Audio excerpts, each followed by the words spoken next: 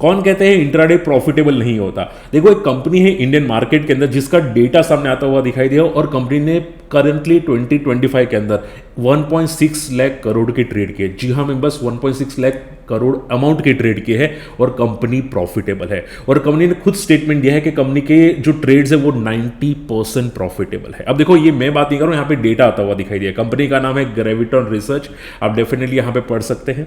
Company ने बहुत तगड़े ट्रेड्स किए। उनका स्पेशली जो कंपनी के स्टॉक्स होते हैं वो आप ये समझो कि एजिस लॉजिस्टिक हो गया, जुपिटर वैगन्स जैसी कंपनी हो गई, नेटवर्क जैसी कंपनीज हो गई, और डेफिनेटली वो कंपनी प्रॉफिटेबल है। ये लोग प्रॉफिटेबल ट्रेड्स करते हैं, ठीक है।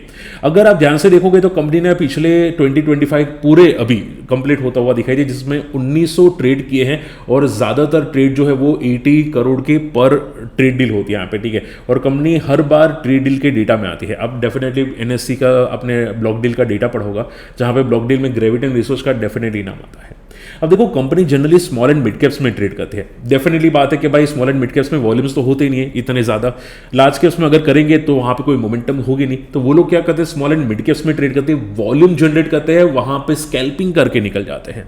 अब देखो, कंपनी ने खुद बोला है, आप डेफिनेटली पढ़ सकते हैं, कि उनके 90% ट्रेड प्रॉफिटेबल है, और कंपनी ने इतना अमाउंट का ट्रेड किया है। हालांकि स्टिल इनका जो प्रॉफिट है वो सिर्फ 24 करोड़ का है, वो भी आप यहां पे रेड कर सकते हैं, ठीक है।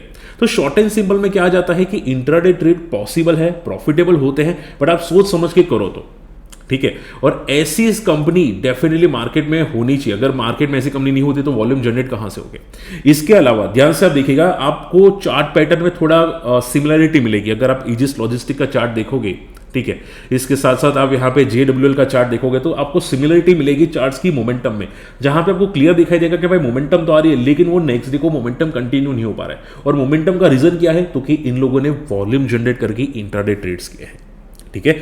तो देखो, ऐसी इंफॉर्मेशन के लिए चैनल को जरूर फॉलो कीजिएगा, वीडियो को शेयर कीजिएगा, और लाइक एंड सब्सक्राइब जरूर कीजिएगा। मिलते हैं अगले वीडियो में, बाय।